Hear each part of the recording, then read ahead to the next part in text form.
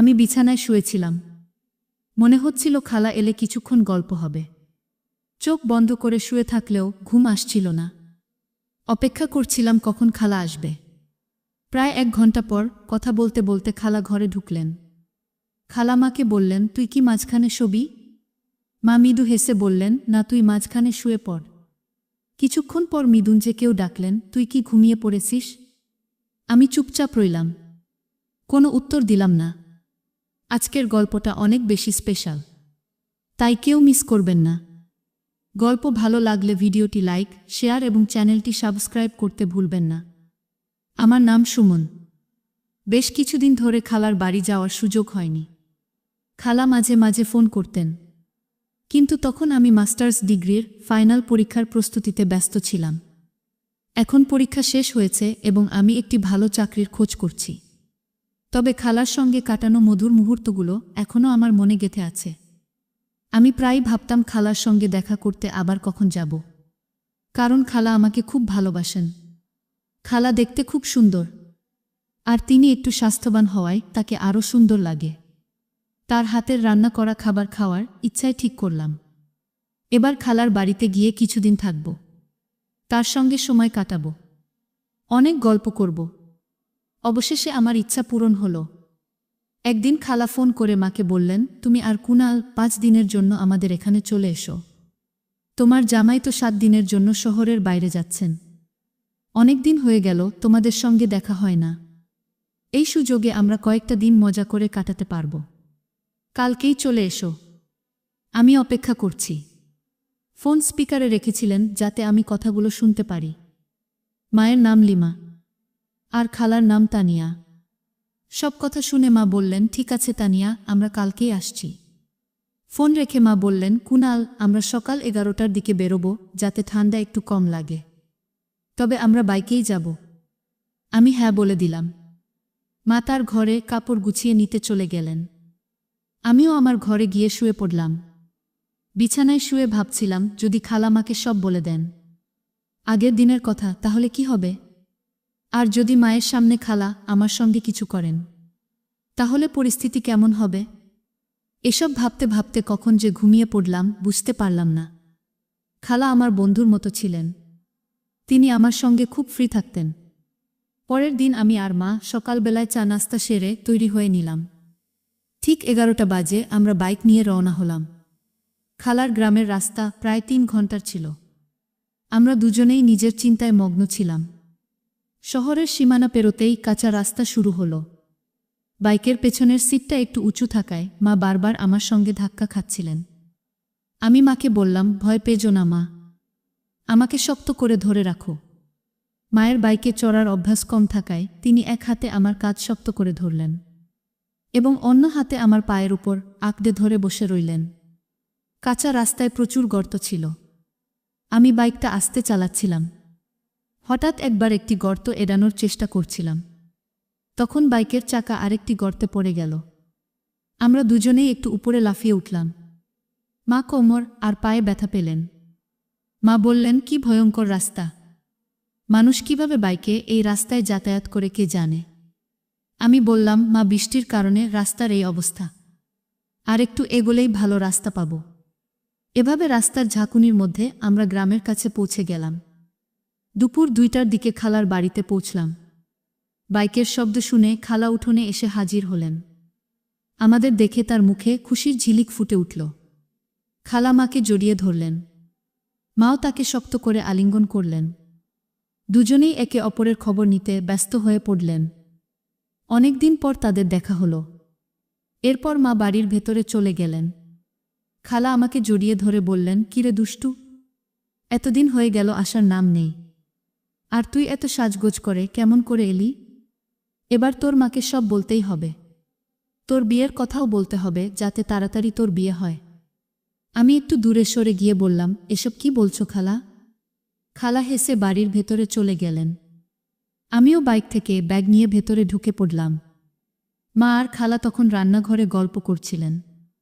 আমি ব্যাগ রেখে ফ্রেশ হতে চলে গেলাম। ফ্রেশ হয়ে কাপড় বদলানোর পর বড় ঘরে গিয়ে বসলাম। এদিকে মা আর খালা ডাইনিং টেবিলে খাবারের প্লেট সাজাচ্ছিলেন। হঠাৎ খালা আমাকে ডেকে বললেন, এসো খেতে বসো। আমি তাদের সঙ্গে বসে খাবার খেতে শুরু করলাম। খাবার সময় বিভিন্ন বিষয় নিয়ে কথা হচ্ছিল। মজা করতে করতে খাওয়া শেষ হলো। তখন মা বললেন, তানিয়া, কি বলবো তোকে, রাস্তা এতটাই খারাপ ছিল যে বাইকে ধাক্কা খেতে খেতে আমার কোমর আর শরীর ব্যথা হয়ে গেছে। পুরো শরীরটাই যেন ব্যথায় ভরে গেছে। এখন তুই কিছু কর, আমি বেশ অসুস্থ হয়ে পড়ছি। খালা কথা শুনে বললেন, কোনো চিন্তা করিস না, কুনাল খুব ভালো মালিশ করতে পারে। একবার আমারও শরীর খুব ব্যথা করছিল, তখনও আমাকে মালিশ করেছিল। তারপর পুরো শরীরটা একদম হালকা লাগছিল। এত কথা বলে খালা আমাকে চোখ মেরে মেরে বললেন, কুনাল, তোর মায়ের শরীরটা ব্যথা করছে, মালিশ করে দে, পরে আরাম পাবে। আমি সম্মতি জানিয়ে ঘরে চলে গেলাম, কিন্তু মনে মনে ভাবতে লাগলাম, খালা কেন বললেন যে আমি ভালো মালিশ করি? সত্যিই কি তিনি মজা করছিলেন, নাকি তার কোনো পরিকল্পনা আছে? খালার এই আচরণের পেছনে কি উদ্দেশ্য ছিল তা ভাবতে ভাবতে অস্থিরতা বাড়ছিল। খালার ও মা তখন রান্নাঘরে পরিষ্কার করছিলেন। আমি দূর থেকে তাদের দিকে নজর রাখছিলাম। তাদের দেখতে একই রকম সুন্দর লাগছিল। ধীরে ধীরে তারা কথা বলছিলেন, তবে আমি কিছুই শুনতে পারছিলাম না। কেন জানি মনে হচ্ছিল তারা আমার কথাই বলছিলেন। কিছুক্ষণ পর তারা রান্নাঘর থেকে বেরিয়ে এসে বড় ঘরে বসে পড়লেন। তখন বেলা 4টে। খালা বললেন, লিমা, তুই একটু কাপড় বদলে নে। গাউন এনেছিস? যদি না আনিস তাহলে আমারটা নে। তারপর এক গ্লাস পানি খেয়ে শুয়ে পড়।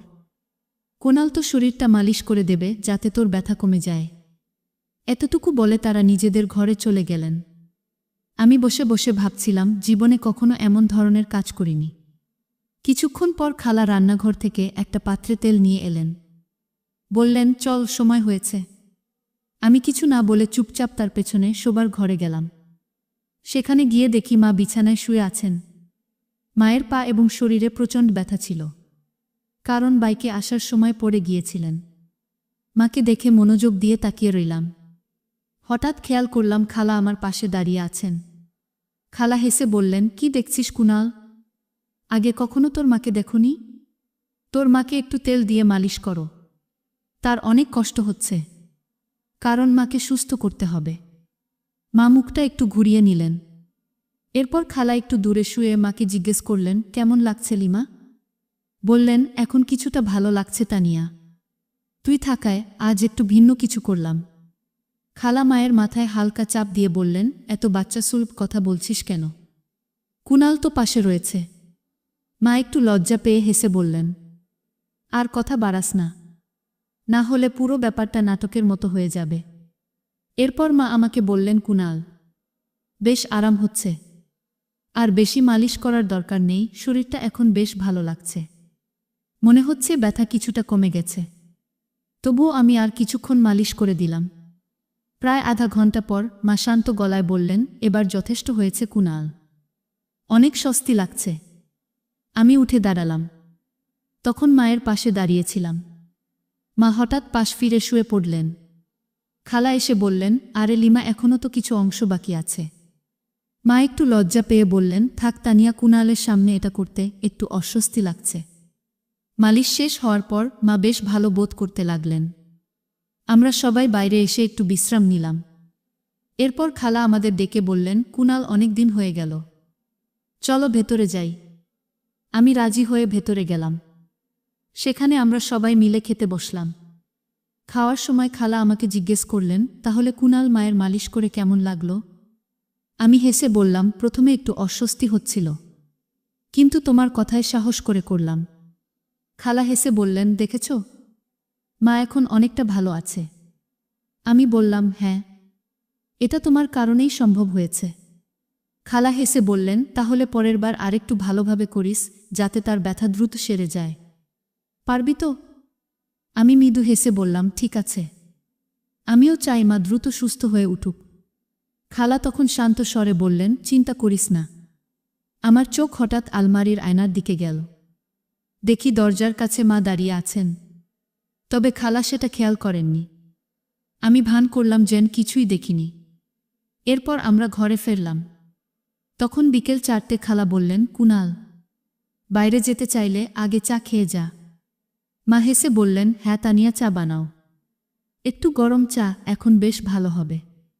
তবে তোমার কি ঠান্ডা লাগে না? মায়ের গলায় মজার সুর ছিল। খালা মায়ের ইঙ্গিতটা বুঝে হাসলেন। তারপর উত্তর দিলেন, আরে লিমা, আমাদের তো ঠান্ডার সাথে অভ্যাস হয়ে গেছে। তোমাদের শহরে কি এমন ঠান্ডা হয়? এটা বলে খালা রান্নাঘরে গিয়ে চা বানাতে লাগলেন।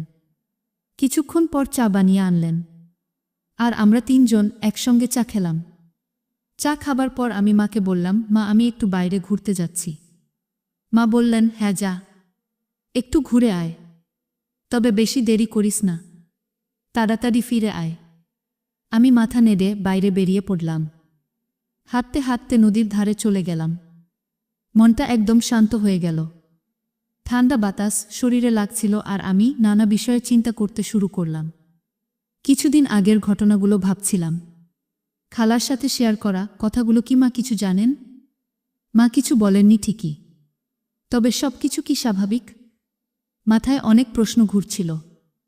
এসব চিন্তা নিয়েই নদীর ধারে কিছুক্ষণ বসে থাকার পর উঠে দাঁড়ালাম। তখন বাইরে অন্ধকার ঘনিয়ে আসছিল, আর ঠান্ডা বাতাসও বেড়ে গিয়েছিল। ধীরে ধীরে বাড়ির পথে রওনা দিলাম। বাড়ি পৌঁছাতে রাত প্রায় 8টা বেজে গেল। ভেতরে ঢুকে দেখি মা আর খালা রান্নাঘরে রাতের খাবার তৈরি করছেন। আমাকে দেখে মা মিষ্টি গলায় বললেন, আয় কুনাল, আগে গরম পানিতে হাত মুখ ধোও, তারপর খেতে বস। প্রায় রাত 9টা নাগাদ আমরা সবাই একসঙ্গে খেতে বসলাম।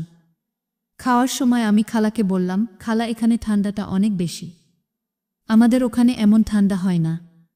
খালা মুচকি হেসে বললেন, চিন্তা করিস না, আমার বাড়িতে হিটার আছে, তোকে ঠান্ডা লাগবে না।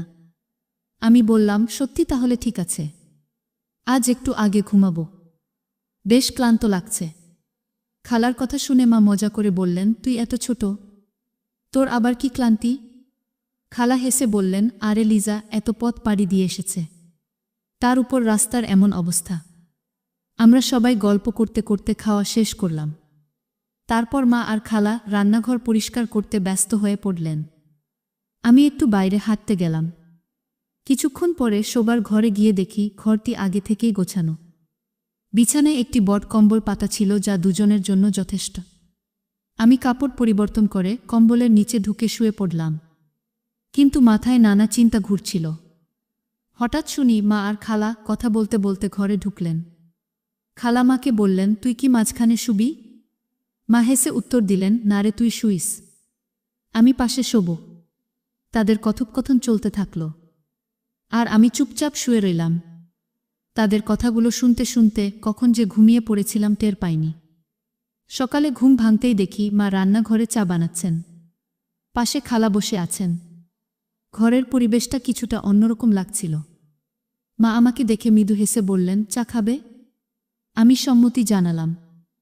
মায়ের সেই হাসির মধ্যে অভিজ্ঞতা আর স্নেহের ছোঁয়া ছিল, যেন তিনি পুরো পরিস্থিতি বুঝে সুন্দরভাবে সামলে নিয়েছেন। খালার বাড়িতে আমরা বেশ কিছুদিন থাকলাম। হাসি ঠাট্টার মধ্যে সময় কেটেছে। খালার ও মা অনেক ভালো সময় কাটিয়েছেন। কিন্তু বিদায়ের দিন এসে গেল। মা খালার দিকে তাকিয়ে বললেন, আচ্ছা তানিয়া, আমাদের এখন চলে যাওয়া উচিত, অনেক কাজ বাকি আছে বাড়িতে। খালা মুচকি হেসে বললেন, ঠিক আছে, তোমরা যাও, আমার স্বামী ফিরে আসার সময় হয়ে গেছে। বিদায়ের সময় পুরো পরিবেশটা হালকা হয়ে গেল। মা শান্তস্বরে আমাকে বললেন, কুনাল, জীবনের সব কিছুর একটা সীমা থাকে, সঠিক আর ভুলের পার্থক্য করা খুব জরুরি। মায়ের এই কথাগুলো আমার মনে গভীরভাবে দাগ কাটল। সেই মুহূর্তে আমি সিদ্ধান্ত নিলাম, জীবনের প্রতি আমার দৃষ্টিভঙ্গি পাল্টাব। খালার বাড়ি থেকে বিদায় নিয়ে আমি নতুনভাবে জীবন শুরু করলাম। এখন আমি আরও আত্মবিশ্বাসী। মায়ের স্নেহ আর তার মনের গভীরতা আমাকে জীবনের নতুন দিশা দেখিয়েছে। গল্পটি কেমন লাগলো জানাতে ভুলবেন না। আরও মজার মজার রোমান্টিক গল্প শুনতে চাইলে ভিডিওটি লাইক, শেয়ার এবং চ্যানেলটি সাবস্ক্রাইব করুন। ধন্যবাদ।